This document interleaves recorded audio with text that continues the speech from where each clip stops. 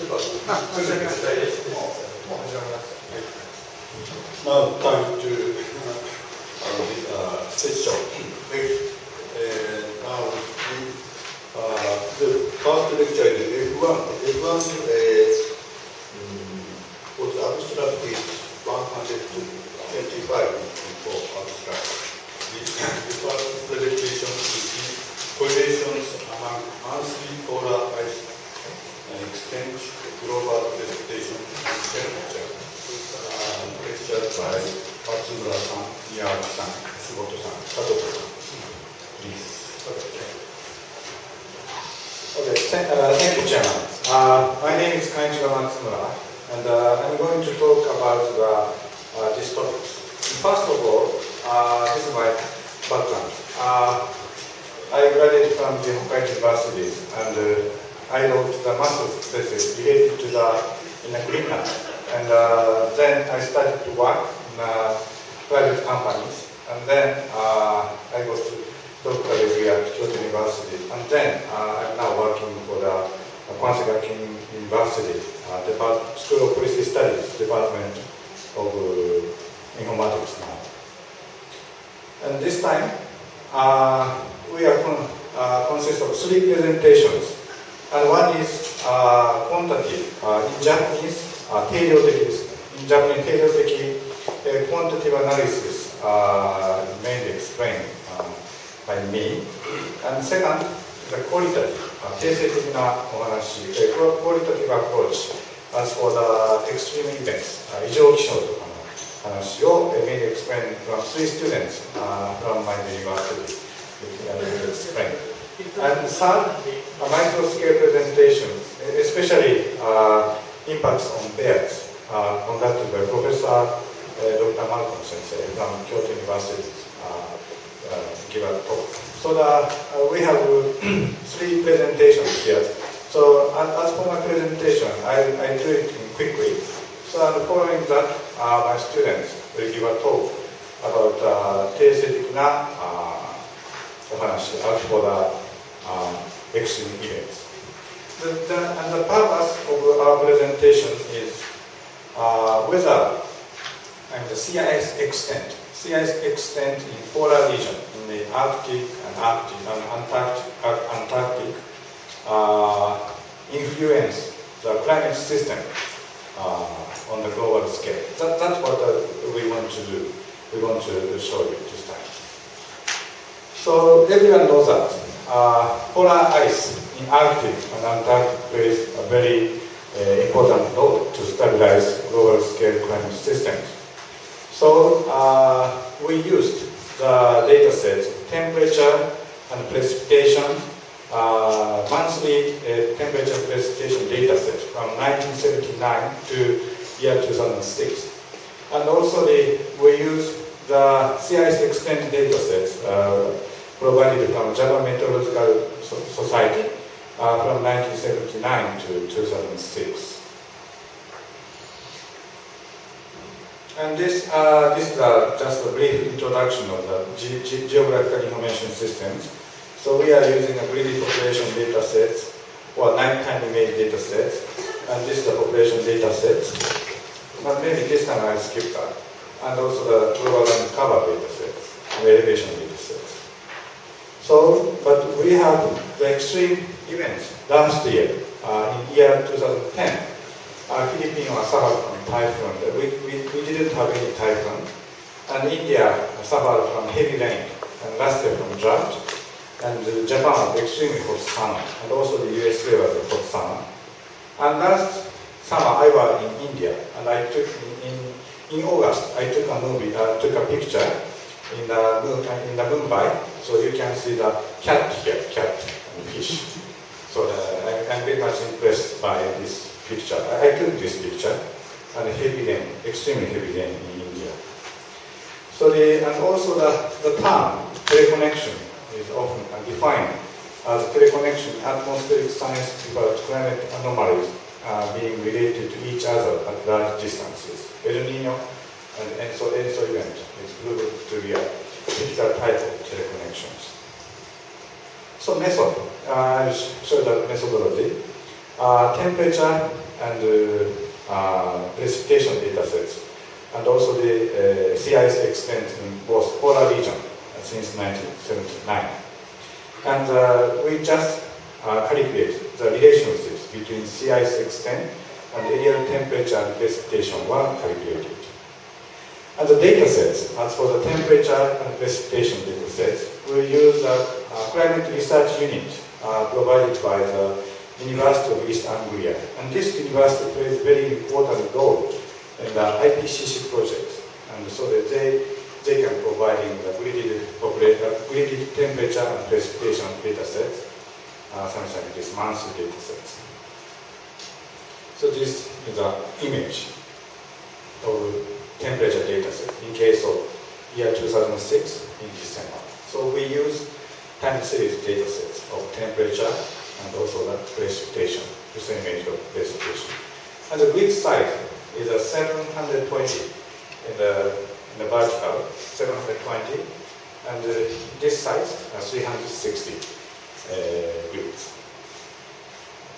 So this is the administrative boundary data sets provided by the ESRI. ESRI is a company who developed the GIS software, and this is a boundary data set. So overlaying temperature and precipitation data sets with boundary data sets, we can calculate the average temperature and also average precipitation data sets in each administrative boundary base.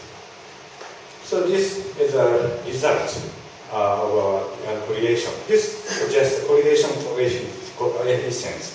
For example, if the Arctic sea ice extent increases, so the red area means temperature is higher, and the blue means temperature becomes lower. This is in case of Arctic sea ice extent as for the temperature.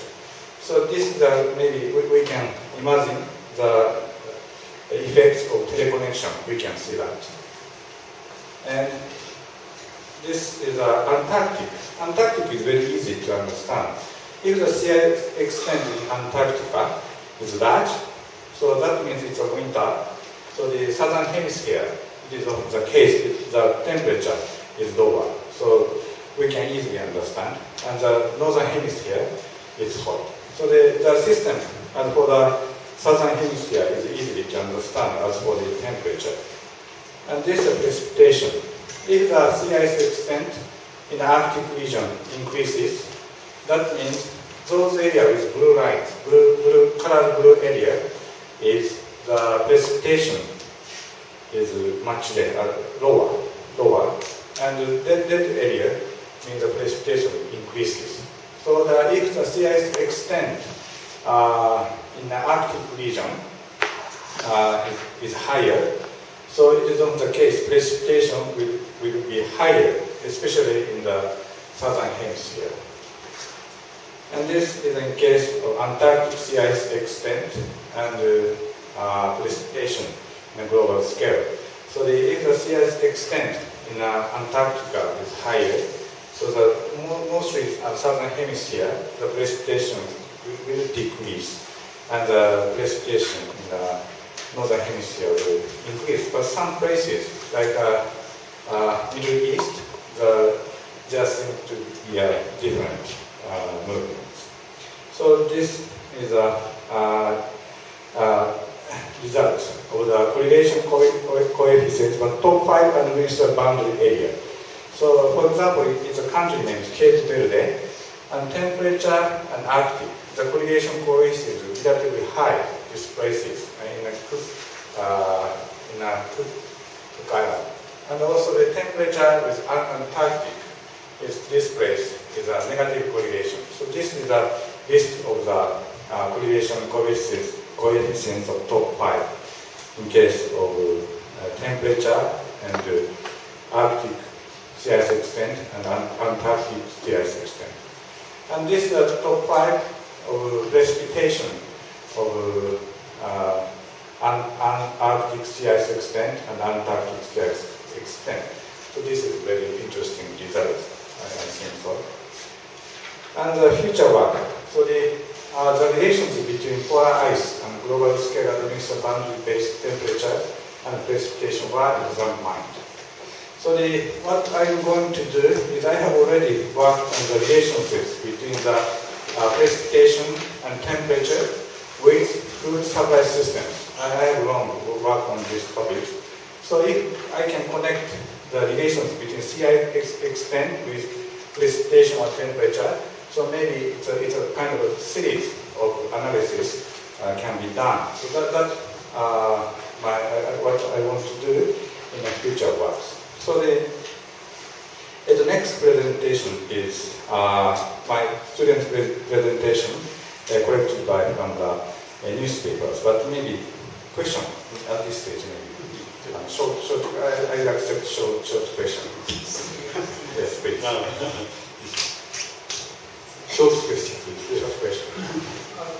If you calculate the relation, you remove the trend and seasonal change and use the anomaly. Is it? Anomaly is better. Yeah, better. In your calculation, you remove the seasonal change. No, in that case, winter sea ice and winter cold case. And some is and online sea and summer sea. It's just okay. So maybe your suggestion is maybe I have better to use anomaly. Yeah. In that case, 冬はここに多くて寒い。今の範疇があったから逆相関になるのは当たり前。はい。もう一歩進んだ方がいい。はい、thank you very much for your comments. I do that. はい。He wanted to have another time to the next speaker. So after three lecturers, so you can have another question. Yes, please. That's good. So next speaker is three students. Let give a talk. My three students, and the presentation is divided in 5 minutes. So three parts. So you present? No. Okay. Next presentation is the Hashimoto-san, Miyake-san, Kaota-san, Hashimoto-san, in Japanese, 流氷と気温の関係性。Sorry, they are still undergraduate students, so each. No problem, only you do that. ファーストグレードを書かれた。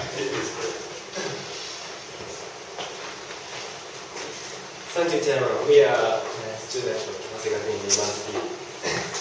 My name is Masatoshi Hashimoto. Her name is Aozora Miyawaki.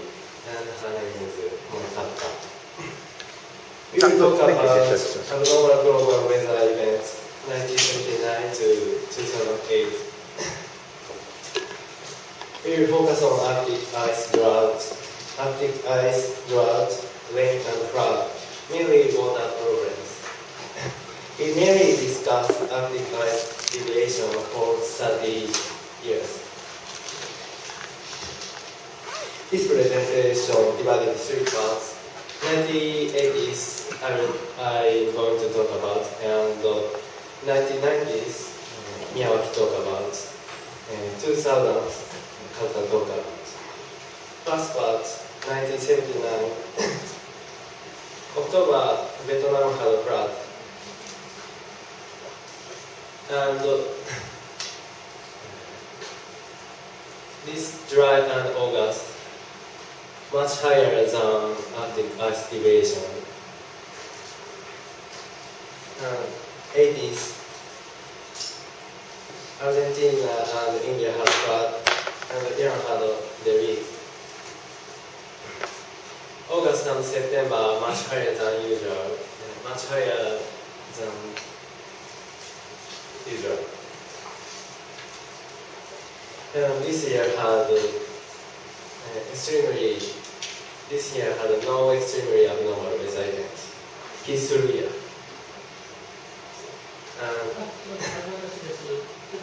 July and August had much higher than usual Arctic deviation. And this year Poland and Bahrain had very, and India had drought. July had much less than usual, and August had much more than usual. Peru and China had heavy rain And here on the China, here 2 times have heavy rain, and Cuba have heavy rain, heavy flood damage. And this year, July to September have much higher than usual ice deviation. Brazil has snow, and July had much more than usual. August had much less than usual. Argentina had very heavy rains, and May and July had much more than usual. I had a problem, and May was much less than usual, and July and August had much more than usual. This year, El Niño happened, and June had much more than usual.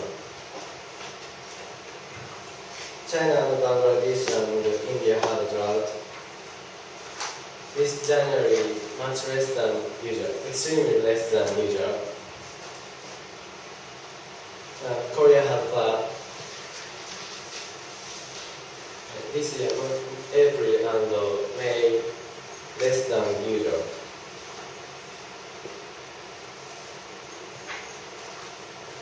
China had a flood and Bangladesh had a cyclone. Sorry, this is the end of my part. Next speaker is Mia.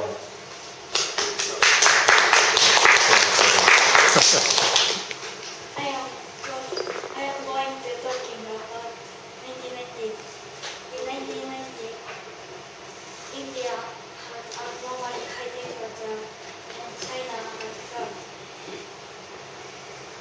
June and December is much less Arctic ice than usual. 1991, South Africa deluge. North America, high temperature and heavy rain. This year, May to September, had much less Arctic ice than usual. 1992, Southeast Asia light rain and South Africa drought. Australia light rain. This year, from June to December, much higher Arctic ice than usual. 1993, America had many abnormal weather. This year,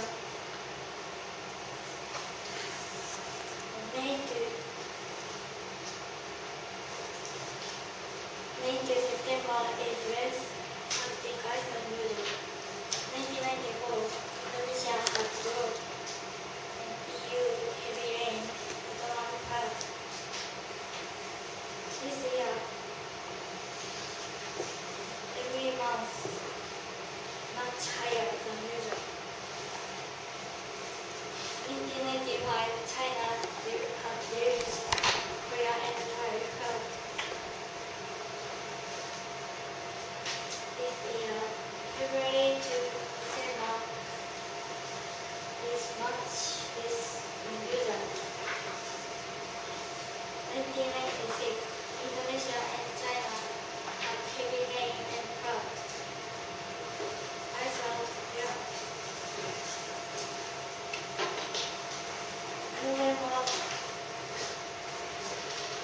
November is much higher, much less Arctic ice than usual.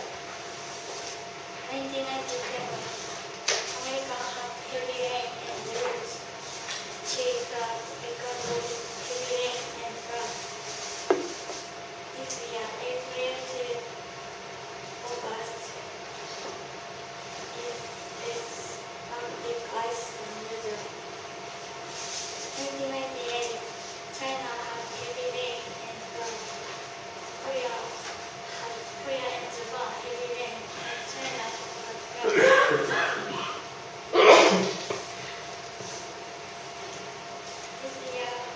to December, much less than usual. 1999, high average in America, West Russia, Iran, Korea, Iran, Spain have abnormal high temperature and serious dry. Japan and China have.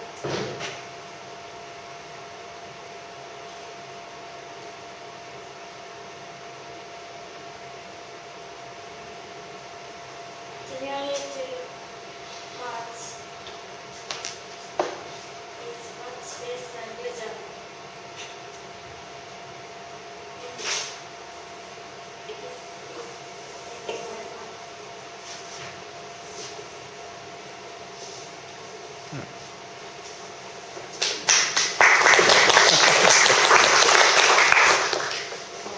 I'm talking about 20s.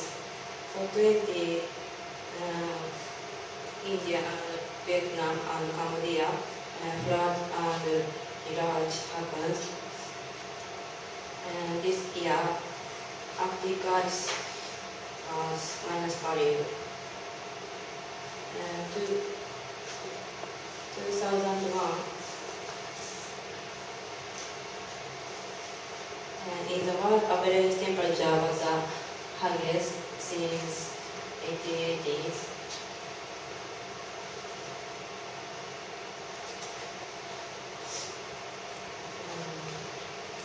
Arctic ice, June and July was minus value.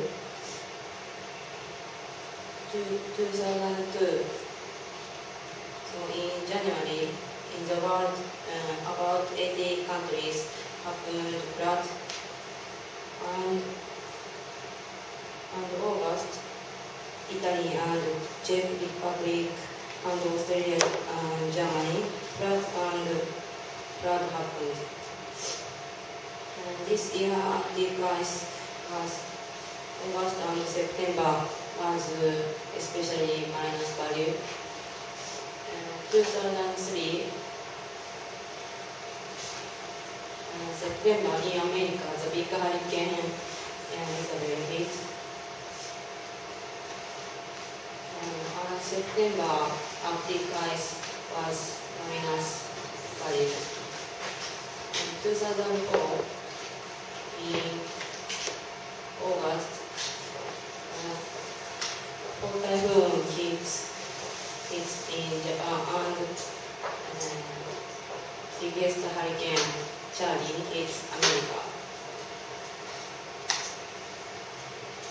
This year, from April to December, especially minus value. 2005, America, big hurricane Katrina hit and big damage. So August was minus value. 2006, July in Argentina, water shortage of Iguaz Falls. And September in Japan, big typhoon, same as Katrina hit.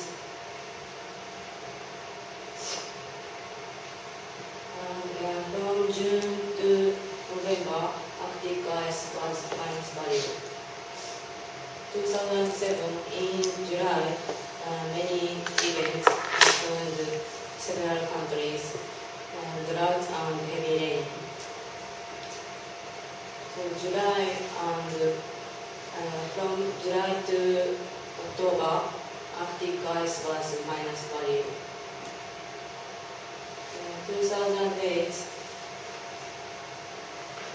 August, West Japan high temperature and heavy rain. From August to October was minus value.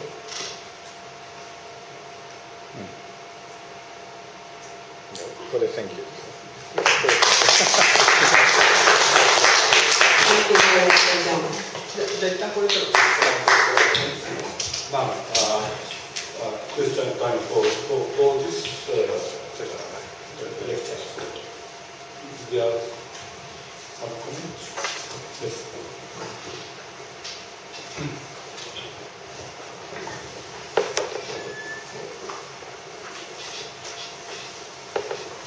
very much. It is very important study. At first, we get the exact information or global information, I think. I have one question.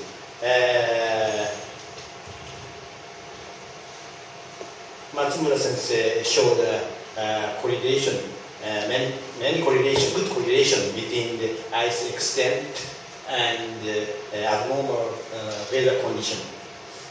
But I question that. Do you decide the chicken or egg question? Yes. In Japanese, 多くの相関係を示されたが、鶏が先か卵が先かということの判断をどうされるんですか？ Yes. Maybe I'm working on the analysis, but making use of the time series data をずらすんですよね。Maybe for example, the sea extent data comes 1 month or 2 months earlier, and temperature precipitation data set 2 or 3 months later. So maybe we adjust correlation change. Correlation change. Maybe we can figure out that. But a very important question, very difficult question. Yeah. Maybe I can work on that. I hope your success in your study. Thank you. Yes, please.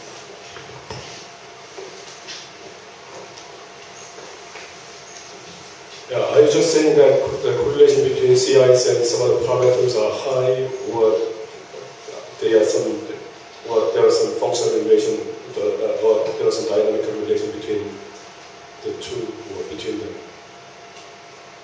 You show very high correlation between sea ice extent and temperature or precipitation, right? Yes. So my question is, are you suggesting that sea ice is controlling those parameters, or there are other processes that controls both sea ice and temperature and precipitation?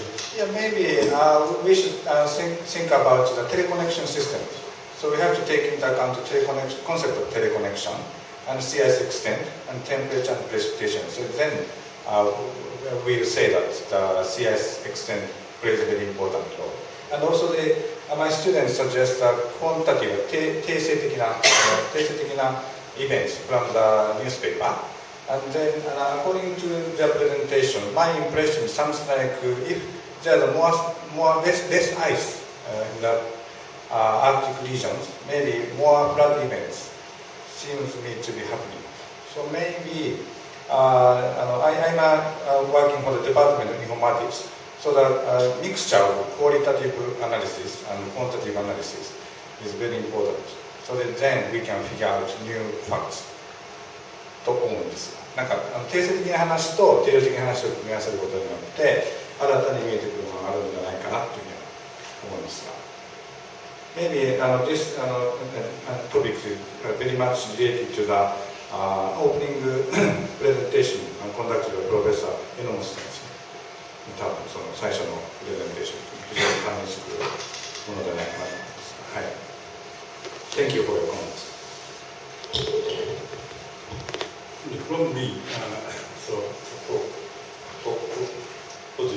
last talk, so many disaster and also polar ice. Now you said what is very correlated with this ice, polar ice, and how about another tendency sometimes so Katrina, typhoon or hurricane.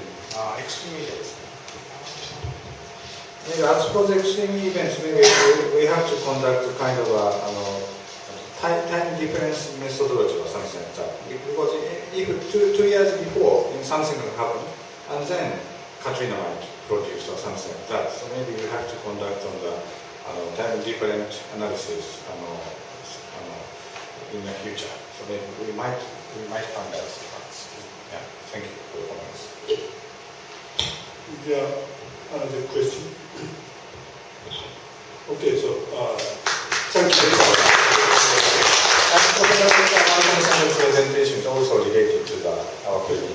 Thank you. Okay, the next presentation is H3 is the climate change and impact of bears in Japan. Bear. 熊の話です。アルコン、はい、そうです。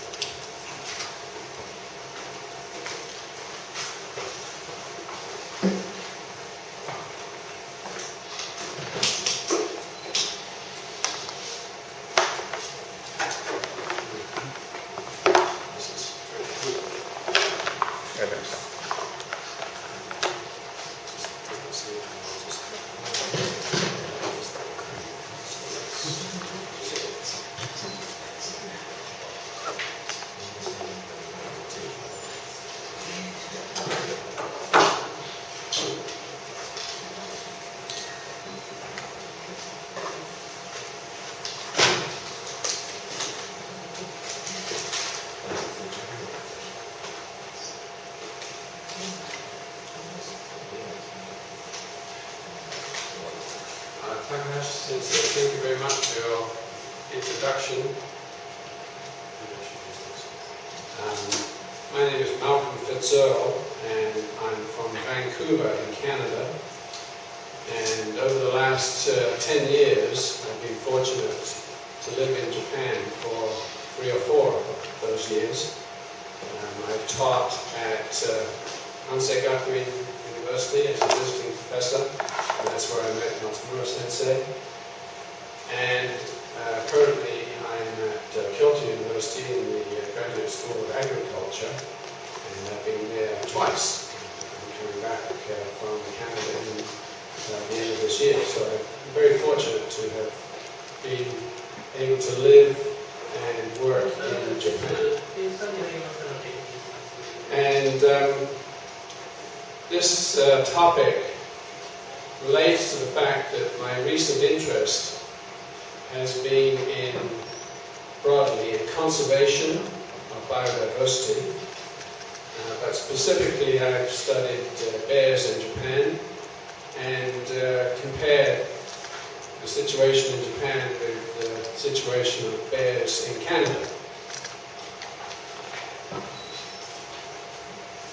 My talk is related to climate change, as you'll see in a moment, but I'm going to give a little bit of background first on the bears in Japan for your benefit. There are 2 types of bears in Japan. The higuma, which is only found in Hokkaido, it's endemic to Hokkaido, and there are estimated to be somewhere between 2,500 and 3,000 higuma. And according to the Japan Red Data Book, the population in Hokkaido includes threatened local populations, and I'll show you a map of that in a moment. This is a picture taken in Shiratoko by a friend of mine from the Japan Bear Network.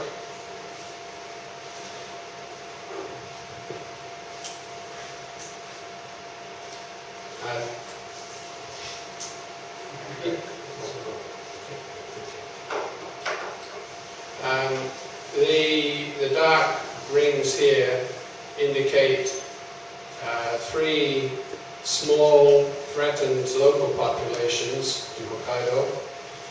They are of concern. And there, of course, are other areas in Hokkaido where the brown bears are found. And here we are, and they're, of course, well known in Shiratoko. The black bear in Japan, I should just say that the brown bear in Hokkaido is the same species as the brown or grizzly bear in North America. Different subspecies, but the same species. The black bear in Japan is not the same as the black bear in North America, different species, and it is endemic to Honshu and Shikoku. The population estimate is very crude, but somewhere between 12,000 and 13,000 black bears are thought to be according to the IUCN, there are places where the black bear is vulnerable, given that status, and likewise there are threatened local populations according to the Japan Red Data Book. Here is a picture of a bear in the mountains of Nagano-ken, feeding on fresh grasses just below the snow line in July. A few years ago, the picture on the right is the same bear. So just looking at the distribution of black bears in Japan, there's a contiguous population going from Tohoku to Chubu, and that's where most of the bears are found. There are 4 small populations in western Japan, and they are genetically different from each other, which makes them interesting and also important from a conservation point of view. Western and eastern Chugoku, also the Kii Peninsula, another small population, and very small population Shikoku. So, I mustn't forget the Shimokita population up here in northern Tohoku. So there are a number of small, isolated, threatened populations together with a contiguous, more secure population in central and northern Japan. These pictures are from the Ministry of Environment. The Ministry of Environment has keeping records of bears killed in Japan for a long time. This picture shows brown bears, and the message is that years ago there was more interest in hunting. So the blue here indicates the number of bears killed from hunting, and in recent years the number of hunters has declined, and so the number of hunted bears has declined. The yellow part illustrates the number of bears killed as a nuisance, and you can see that in recent times there's been an increase in the number of bears killed as a nuisance here in Hokkaido. The black bear situation is similar. In the past, there was significant hunting, but also at the same time, significant numbers of bears were killed as nuisances. And in recent times, we have the same picture as in Hokkaido, a decrease in hunting and an increase in numbers of nuisance bears killed. There are other factors involved in trying to figure out the numbers of bears killed in Japan. Undoubtedly, there's poaching and other kinds of factors that we don't have any data on that. So this is data that I've received from a group in Honshu. I don't expect you to be able to see that picture because it's so small. But if you look closely at the details, what this is showing us in the green column here is Hokkaido firstly, and then all of the prefectures in Honshu where there are black bears. And in the column here, this column here is the number of bears captured in each of those prefectures. This is for 2009, but I have data for a longer period. And the red numbers are the number of bears killed. So in many cases, captured bears die. And in some cases, down here for example, where is it? Well, actually very few cases. There are, here's a good example. 144 bears captured, 127 killed. So that means that some were released. So there has been some release of bears that were captured. So I've summarized brown and black bear kills as nuisances in Hokkaido and also in Honshu. On this axis is the number of bears killed as nuisances, and on this axis is the year from 2004 to 2010. And you can see that in Hokkaido the number of bears killed is roughly the same. It was a bit higher this year, 2009, 600 bears killed, and a little bit higher, but not as high as this, in last year. I've also related the number of bears killed to the estimated population of bears for each prefecture, and this is what this figure shows.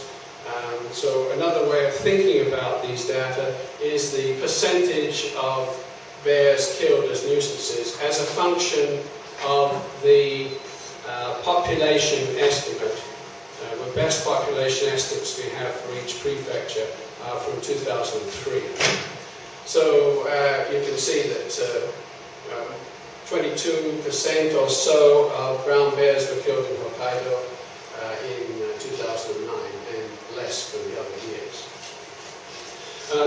The picture for black bears is more dramatic and is of interest to us because of the relationship with climatic factors.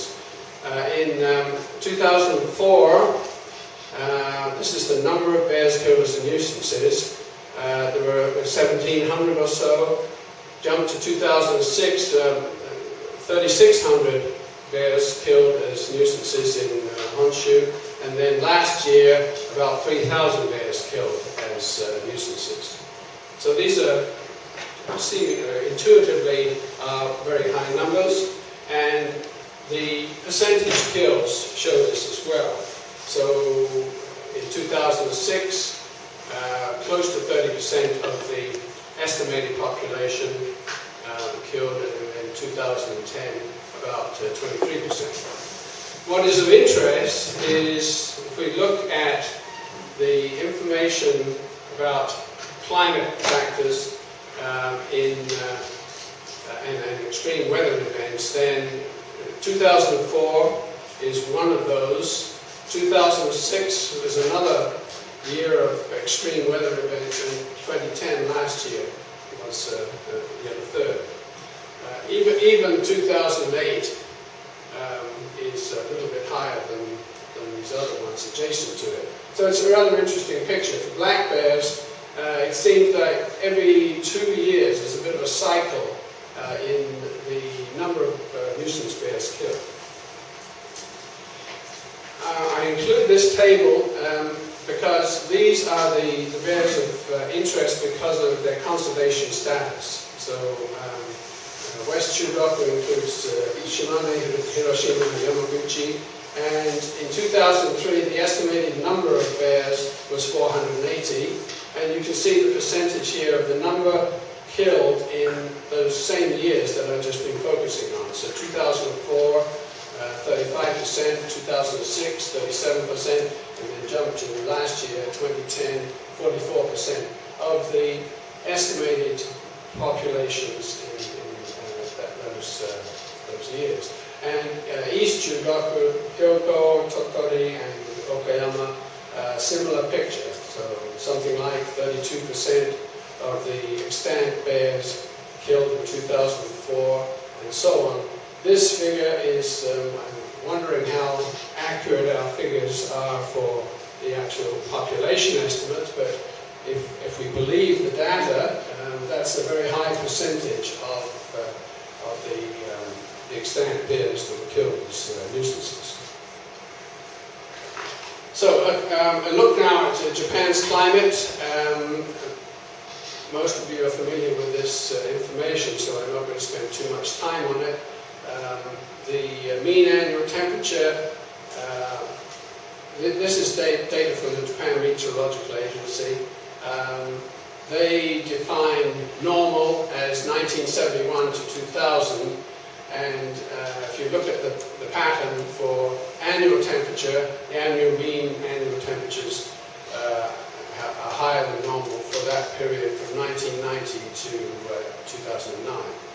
The mean summer temperature in 2010 was the highest in 100 or so years, and that's, if you were here in Japan at that time, you know what it was like. Here is the mean summer temperature picture, which shows that in the last 20 years or so, the summer temperature normally has exceeded the norm. Here's the close-up showing this end. You can see this is the last summer, 1.64 degrees Celsius higher than normal, and so on in recent times, so the last 20 years. So these are factors that are influential on the large mammals. And I should mention that there's been very little attempt to relate climate and large mammals. There was one paper that came out last year looking at deer in Rum in Scotland, deer and climate. It's a detailed paper in Nature. So here's what the Japan Meteorological Agency says were the reasons for the temperature anomalies. Short-term effects of El Nino, long-term effects of global warming or climate change, less than the normal cooling effects of the Okhotsk High, and a strong anticyclone over Japan in July and August. If we look at precipitation, the annual mean precipitation for the 20-year period that I was looking at for temperature shows much variation from normal levels compared to 1971 through 2000. In some years, the precipitation was 20% higher, and in some other years, 25% lower.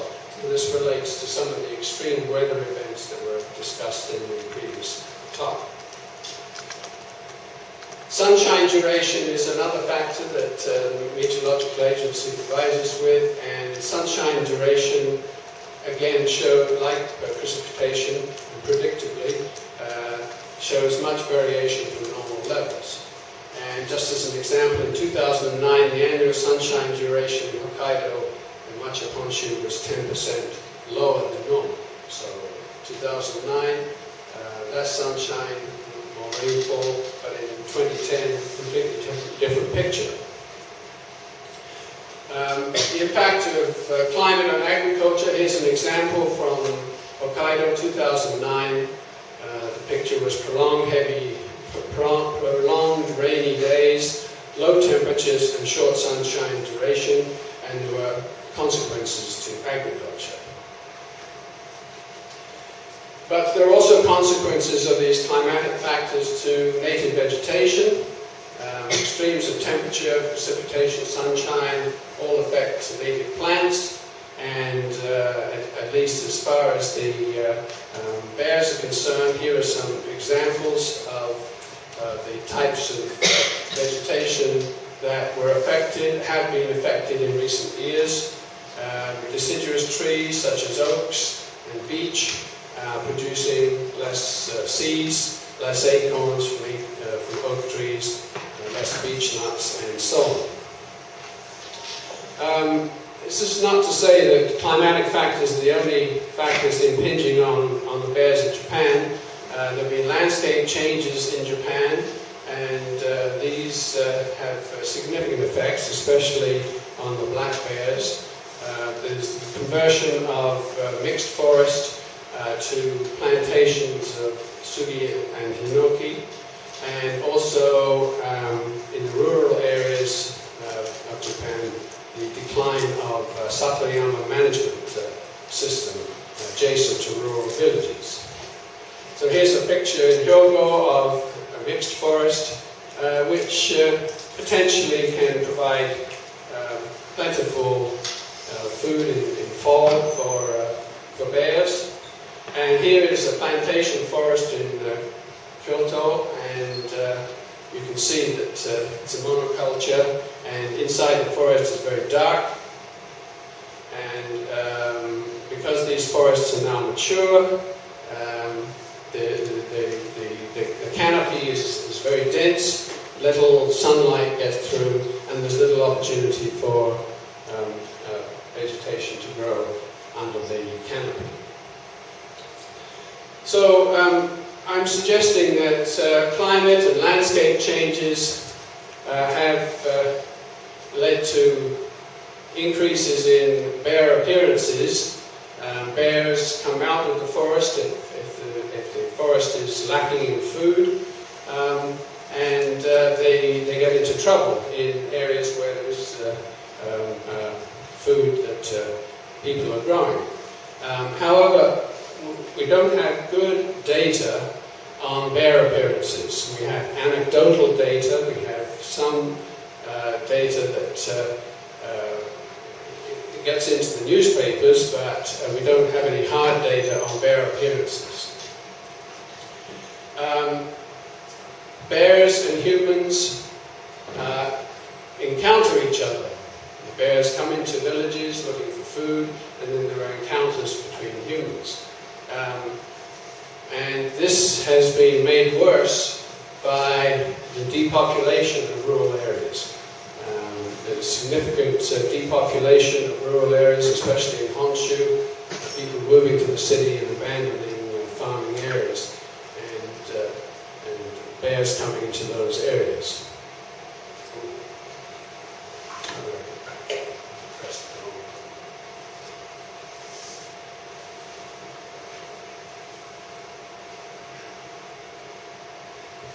Okay.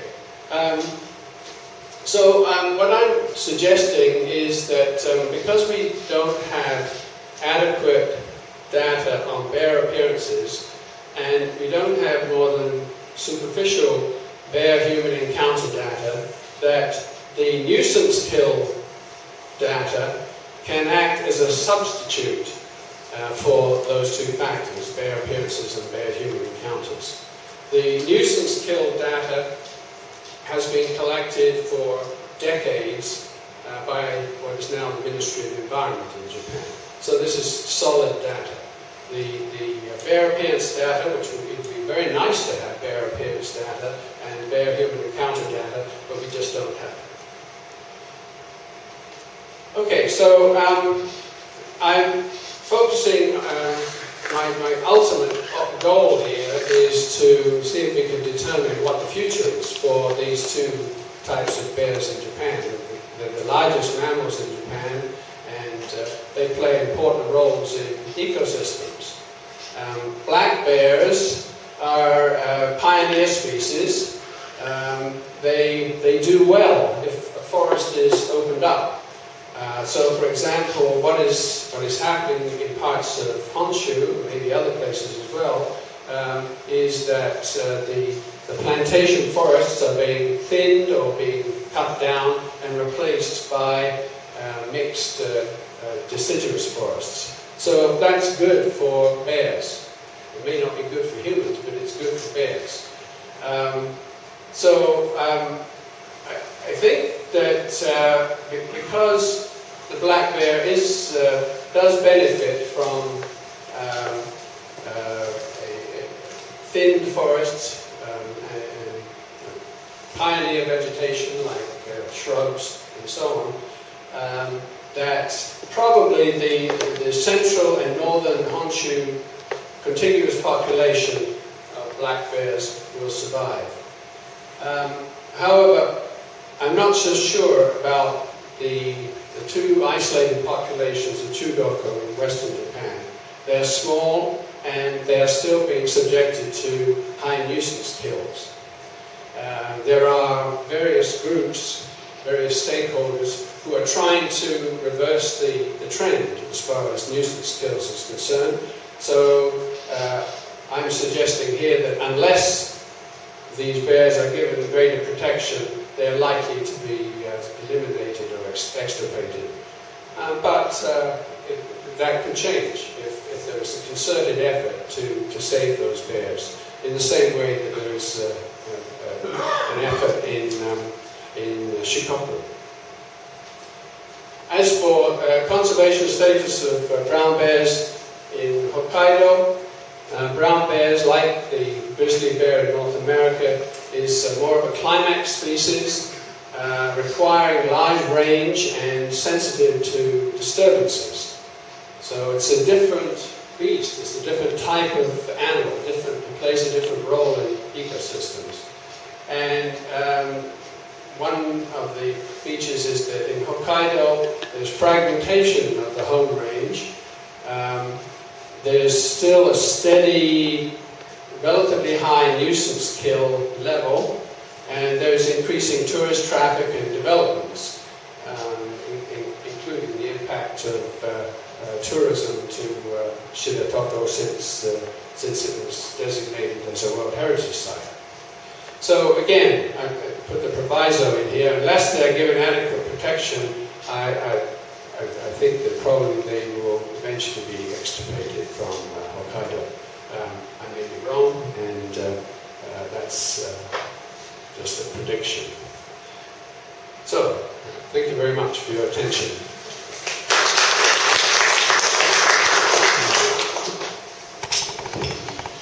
Is there some question or comments?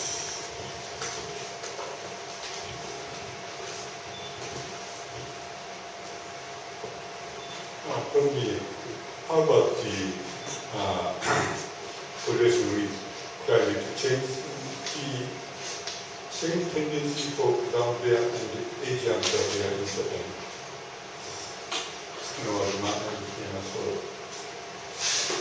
Same change.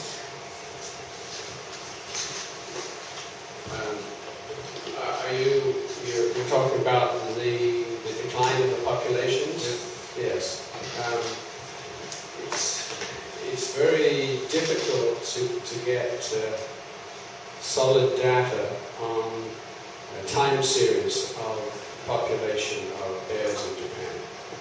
We do have this indirect measure, which is the nuisance bears killed.